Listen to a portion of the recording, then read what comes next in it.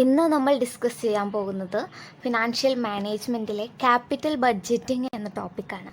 അപ്പോൾ ഇത് നെറ്റ് എക്സാമിന് വേണ്ടി പ്രിപ്പയർ ചെയ്യുന്നവർക്ക് വേണ്ടിയിട്ടാണ് ഈ വീഡിയോ ചെയ്യുന്നത്. അപ്പോൾ ഇതിൽ ഇതുവരെ ക്യാപിറ്റൽ ബഡ്ജറ്റിംഗ് എന്ന ടോപ്പിക്കിൽ നിന്ന് പ്രോബ്ലംസ് ഒന്നും ചോദിച്ചിട്ടില്ല. അപ്പോൾ തിയറി പാർട്ടാണ് നമ്മൾ കൂടുതലും കവർ ചെയ്യുന്നത്, പ്രോബ്ലം ഇതിൽ കവർ ചെയ്യുന്നില്ല.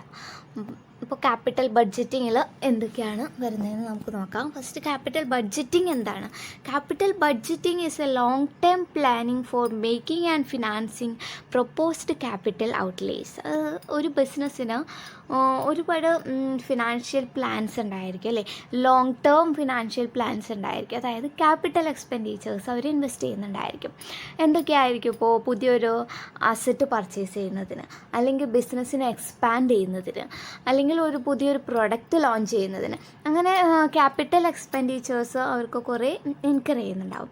ഇങ്ങനെ ക്യാപിറ്റൽ എക്സ്പെൻഡിച്ചേഴ്സ് ഇൻകർ ചെയ്യുമ്പോൾ അത് എന്തിനൊക്കെയാണ് ഇൻവെസ്റ്റ് ചെയ്യേണ്ടതെന്ന് പ്ലാൻ ചെയ്യുന്നത്, കമ്പനിക്ക് മോസ്റ്റ് പ്രോഫിറ്റബിൾ ആയ രീതിയിൽ പ്ലാൻ ചെയ്യുന്നതിനെയാണ് ക്യാപിറ്റൽ ബഡ്ജറ്റിംഗ് എന്ന് പറയുന്നത്.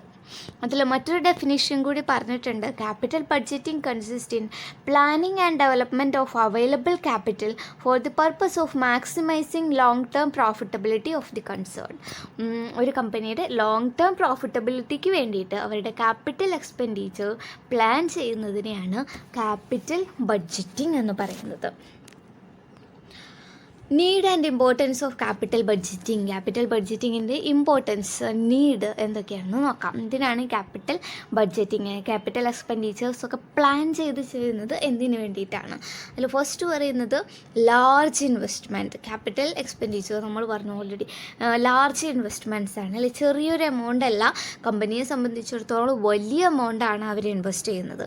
അപ്പോൾ ആ ഇൻവെസ്റ്റ്മെൻറ്റ് അവർ നല്ല രീതിയിലല്ല, ഇപ്പോൾ പ്ലാൻ ചെയ്തിട്ടൊന്നുമല്ല ചെയ്യുന്നതെങ്കിൽ അത് ഫ്ലോ ആവും, കമ്പനിക്ക് പ്രോഫിറ്റബിൾ ആവില്ല. നെക്സ്റ്റ് പറയുന്നത് long term effect on profitability. Long term effect ഉണ്ട് പ്രോഫിറ്റബിലിറ്റി അല്ലേ. ഇത് ലോങ് ടേമിന് വേണ്ടിയിട്ടാണ്. ഇപ്പോൾ 10 ഇയർ 20 ഇയറിനൊക്കെ വേണ്ടിയിട്ടാണ് അതൊരു ഇൻവെസ്റ്റ്മെൻറ്റ് ചെയ്യുന്നത്. അപ്പോൾ ഈ ഇയറിന് മാത്രമേ ഇൻവെസ്റ്റ് ചെയ്യുന്ന ഇയറിലല്ല, കണ്ടിന്യൂ ചെയ്തു വരുന്ന ഇയറിലും ലോങ് ലൈഫിൽ ഈ ഇൻവെസ്റ്റ്മെൻറ്റ് കമ്പനീനെ എഫക്റ്റ് ചെയ്യുന്നുണ്ട്. അതിൽ നിന്നാണ് കമ്പനിക്ക് ഇനി പ്രോഫിറ്റ് ഏൺ ചെയ്യേണ്ടത്. അപ്പോൾ ലോങ് ടേം എഫക്റ്റ് ഉണ്ട് പ്രോഫിറ്റബിലിറ്റിയിൽ. അതുകൊണ്ട് എല്ലാം ശ്രദ്ധിച്ച് പ്ലാൻ ചെയ്തിട്ട് വേണം ചെയ്യാൻ വേണ്ടിയിട്ട്. Next long term commitment of funds. ഇത് തന്നെയാണ് പറയുന്നത്, long term commitment of funds. Large investment ആണെന്ന് മാത്രമല്ല, അത് ലോങ് ടേമിന് വേണ്ടിയിട്ടാണ് നമ്മൾ ഇൻവെസ്റ്റ് ചെയ്യുന്നത്. അപ്പോൾ അതിന് ലോങ് ടേമിൽ അതിൻ്റെ എഫക്റ്റ് കമ്പനിക്ക് ഉണ്ടാവും. അപ്പോൾ അത് ഏറ്റവും ഇമ്പോർട്ടൻ്റ് ആയിട്ട് പ്ലാൻ ചെയ്തിട്ട് തന്നെ വേണം ക്യാപിറ്റൽ എക്സ്പെൻഡിച്ചർ ഡിസിഷൻസ് എടുക്കാൻ വേണ്ടിയിട്ട്. Next irreversible in nature. അതായത് ഒരു ഡിസിഷൻ എടുത്തു കഴിഞ്ഞിട്ടുണ്ടെങ്കിൽ അത് നമുക്ക് ഇപ്പോൾ ഇൻവെസ്റ്റ് ചെയ്യാമെന്ന് വിചാരിച്ച് നമ്മളത് തുടങ്ങിക്കഴിഞ്ഞാൽ അത് നമുക്ക് നിർത്താൻ പറ്റില്ല. ഇറിവേഴ്സിബിൾ ഇൻ നേച്ചറാണ്. Next difficulties of investment decision. കാരണം ഇൻവെസ്റ്റ്മെൻറ്റ് ഡിസിഷൻ എടുക്കുക എന്നുള്ളത് ഡിഫിക്കൽട്ടാണ്. കാരണം എന്താ, ലോങ് ടേം എഫക്റ്റ് ഉണ്ട്. പിന്നെ എന്താ, ഫ്യൂച്ചർ എപ്പോഴും അൺസർട്ടൈൻ ആണ്. നമ്മൾ ഇപ്പോഴത്തെ സിറ്റുവേഷൻ അനുസരിച്ച് ഒരു ഡിസിഷൻ എടുത്താലും നമ്മൾ ഫ്യൂച്ചറിൽ അൺസർട്ടൈനിറ്റീസിനനുസരിച്ച് ചിലപ്പോൾ അതിലെന്തെങ്കിലും പ്രശ്നങ്ങൾ ഉണ്ടാവാം. അങ്ങനെയൊക്കെ വരുമ്പോൾ ഇൻവെസ്റ്റ്മെൻറ്റ് ഡിസിഷൻ എടുക്കുക എന്നുള്ളത് ഡിഫിക്കൽട്ടാണ്. റിസ്ക് അതിലെപ്പോഴും കൂടുതലാണ്. നെക്സ്റ്റ് പറയുന്നത് നാഷണൽ ഇമ്പോർട്ടൻസ്. അതായത് ഒരു ഹൈ എമൗണ്ട് ആണ് ഇൻവെസ്റ്റ് ചെയ്യുന്നത്, ലോങ് ടേമിന് വേണ്ടിയിട്ടാണ് ഇൻവെസ്റ്റ് ചെയ്യുന്നത്. അപ്പോൾ ഒരു കമ്പനി ലോങ് ടേമിന് വേണ്ടി ഇൻവെസ്റ്റ് ചെയ്യുമ്പോൾ ആ കമ്പനീന് മാത്രമല്ല, അത് നാഷണൽ ഇമ്പോർട്ടൻസും കൂടിയുണ്ട്. കാരണം ഒരു കമ്പനിക്ക് ബെനിഫിറ്റ് ഉണ്ടായാൽ അതിൻ്റെ ബെനിഫിറ്റ് ഫുൾ നാഷനും അവൈലബിൾ ആയിരിക്കും. ഇതാണ് need and importance of capital ബഡ്ജറ്റിങ്ങിൽ പറയുന്നത്.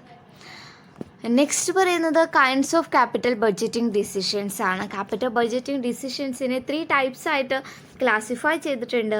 Accept reject decisions, mutually exclusive project decisions and capital rationing decisions. അതിൽ ഫസ്റ്റ് വരുന്നത് ആക്സെപ്റ്റ് റിജക്റ്റ് ഡിസിഷൻസ് ആണ്. അതായത് ഇൻഡിപെൻഡൻറ്റ് പ്രോജക്റ്റിനെ സംബന്ധിച്ചാണ് ഈ ആക്സെപ്റ്റ് റിജക്റ്റ് ഡിസിഷൻസ് വരുന്നത്. അതായത് ഇൻഡിപെൻഡൻ്റ് ആണ്, അത് മിനിമം റിട്ടേൺ അനുസരിച്ചിട്ടാണ് നമ്മൾ ഈ ഡിസിഷൻ എടുക്കുക. ഒരു പ്രോജക്റ്റിന് മിനിമം റിട്ടേൺ കിട്ടുന്നുണ്ടെങ്കിൽ അവർ ആ പ്രോജക്റ്റ് ആക്സെപ്റ്റ് ചെയ്യും. മിനിമം റിട്ടേൺ കിട്ടുന്നില്ലെങ്കിൽ ആ പ്രോജക്റ്റ് റിജക്റ്റ് ചെയ്യും.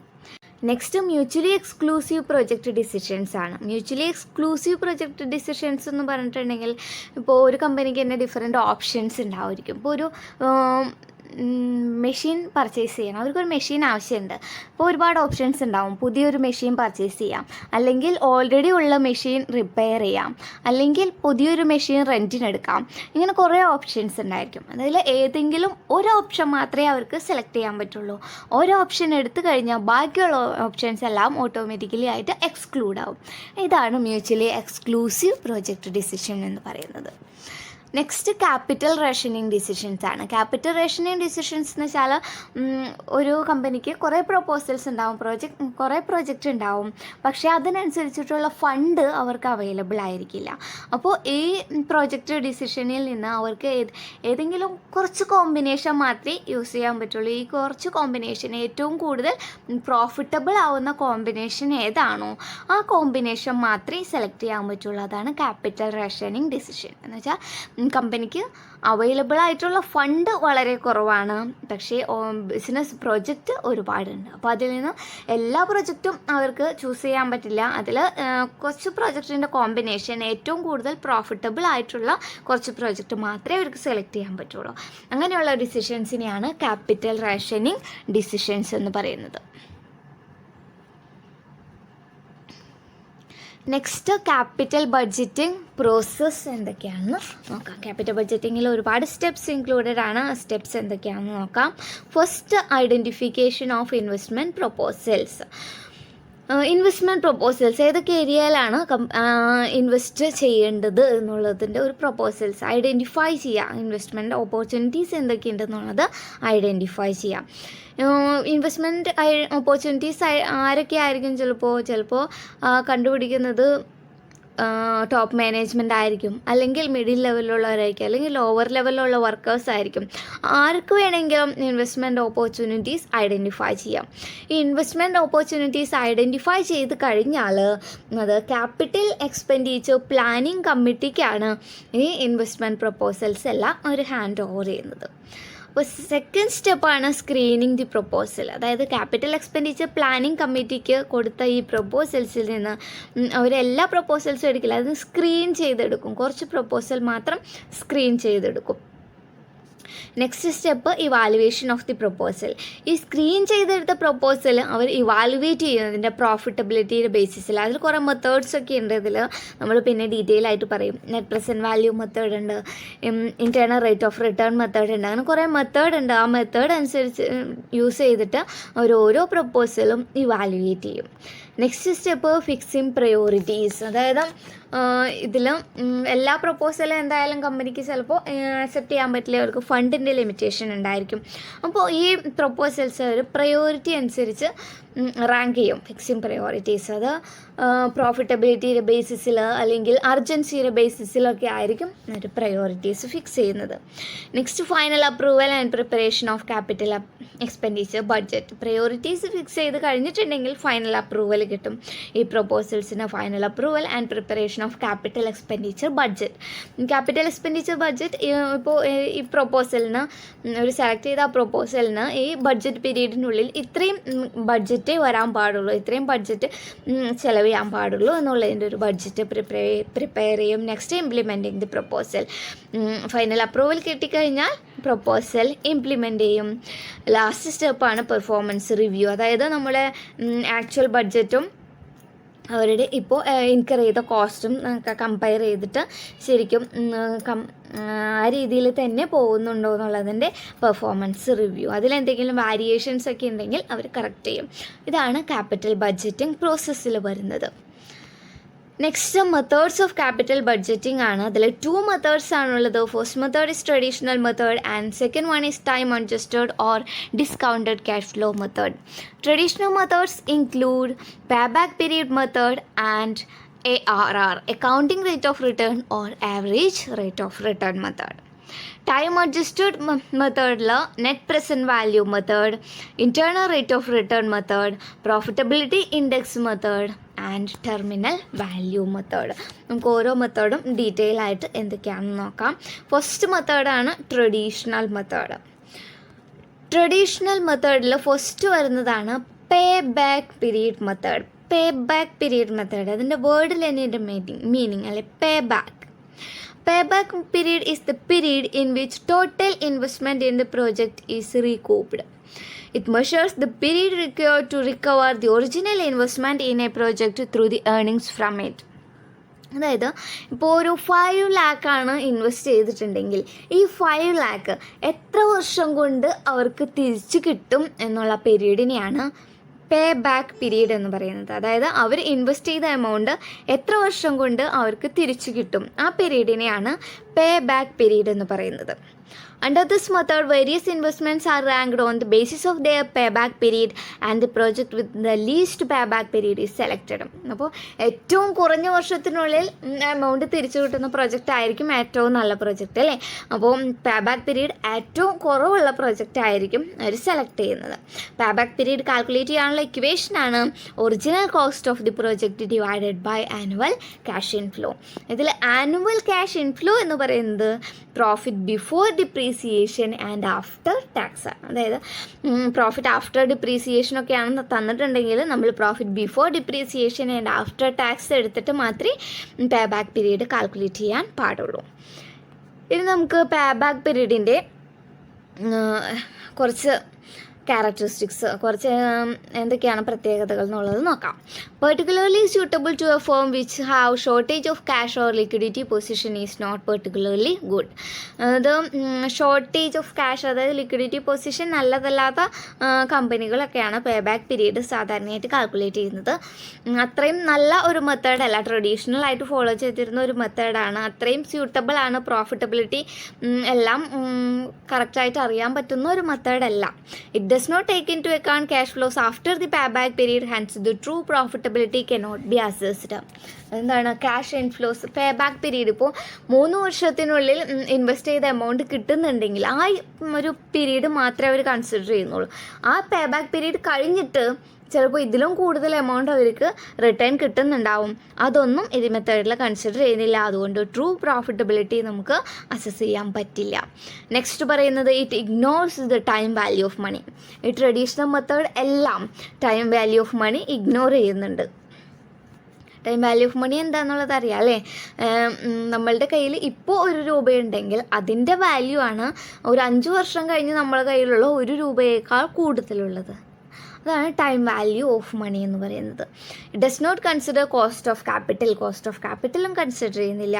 It does not take in to account profitability of project throughout ലൈഫിലുള്ള പ്രോഫിറ്റബിലിറ്റി ഒന്നും കൺസിഡർ ചെയ്യുന്നില്ല. ആ നിശ്ചിത വർഷം കൊണ്ട് എമൗണ്ട് റിക്കവർ ചെയ്യാൻ പറ്റുന്നുണ്ടോ എന്നുള്ളത് മാത്രമേ പേ ബാക്ക് പീരീഡ് കൺസിഡർ ചെയ്യുന്നുള്ളൂ. അപ്പോൾ ഈ ക്യാരക്ടറിസ്റ്റിക്സ്, അഡ്വാൻറ്റേജസ്, ഡിസഡ്വാൻറ്റേജസ് എല്ലാം നമ്മൾ നോക്കി വെക്കണം. ഈ ഓരോ ക്യാരക്ടറിസ്റ്റിക്സ് വെച്ചിട്ട് നമുക്ക് ഐഡൻറ്റിഫൈ ചെയ്യാനുള്ള പ്രോബ്ലംസൊക്കെ വരാറുണ്ട്.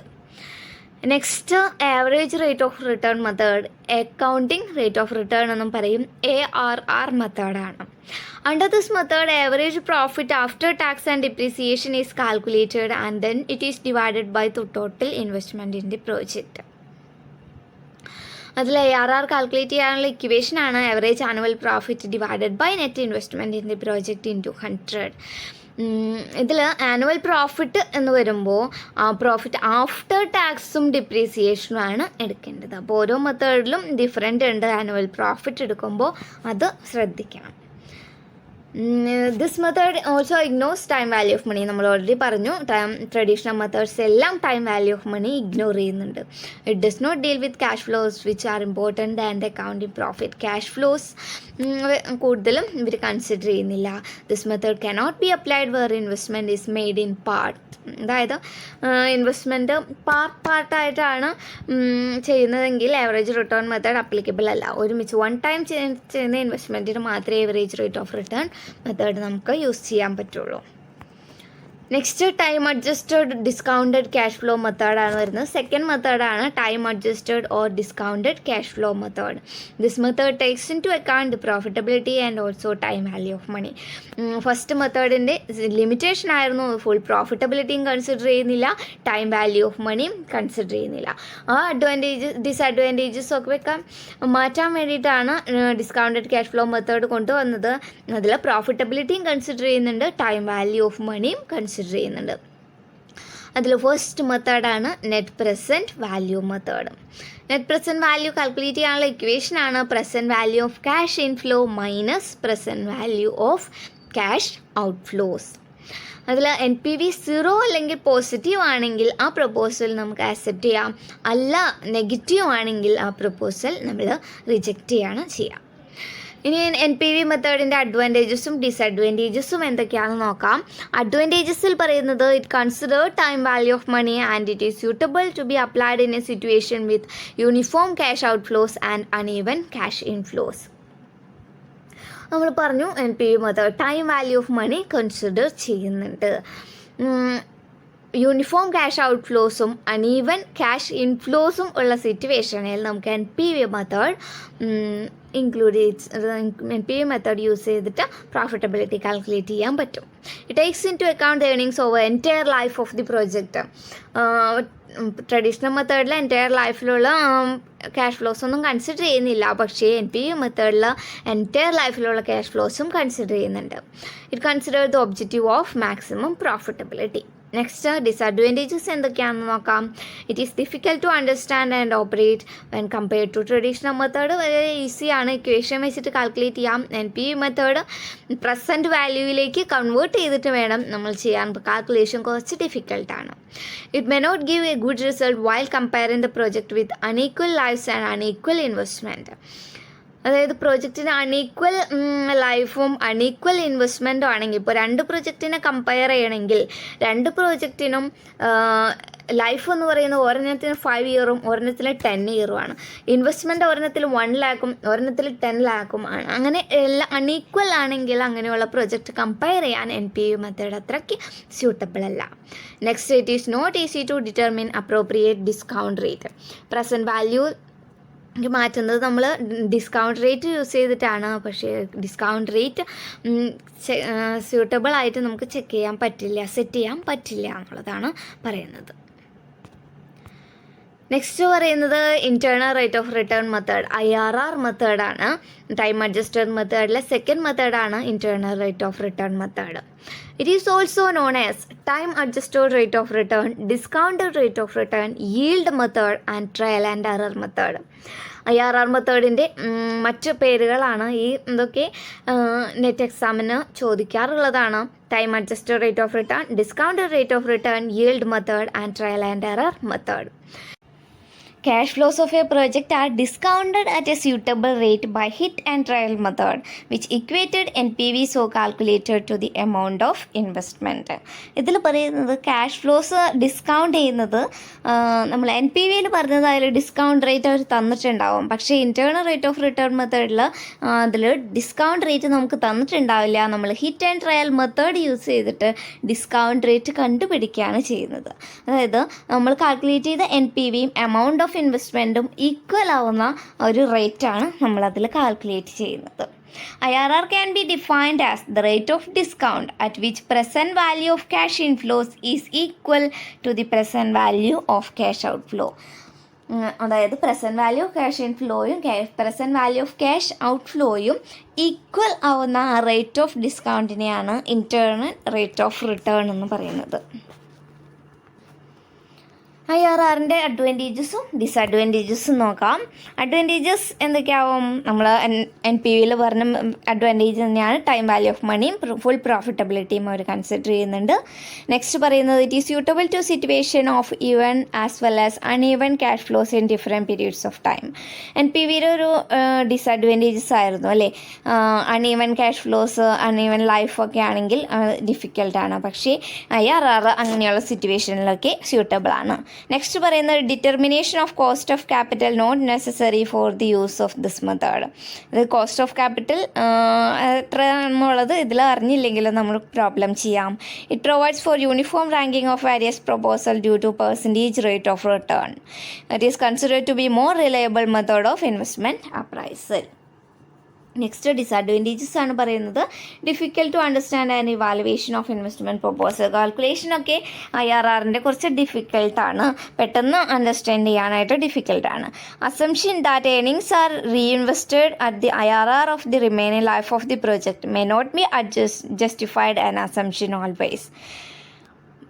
NPV method seems to be better. It assumes that earnings are reinvested at the rate of cost of capital of the firm. അതിൽ പറയുന്നത് IRR മെത്തേഡിൽ പറയുന്നത് ഏണിങ്സ് റീഇൻവെസ്റ്റ് ചെയ്യുന്നത് IRR നമ്മൾ കാൽക്കുലേറ്റ് ചെയ്ത റേറ്റിലാണ് റിമൈനിങ് ലൈഫിന് വേണ്ടിയിട്ട് അത് നമ്മൾ റീഇൻവെസ്റ്റ് ചെയ്യുന്നത്. പക്ഷേ NPV മെത്തേഡിൽ ഏണിങ്സ് റീഇൻവെസ്റ്റ് ചെയ്യുന്നത് കോസ്റ്റ് ഓഫ് ക്യാപിറ്റൽ, കമ്പനിയുടെ കോസ്റ്റ് ഓഫ് ക്യാപിറ്റലിൻ്റെ റേറ്റിലാണ്.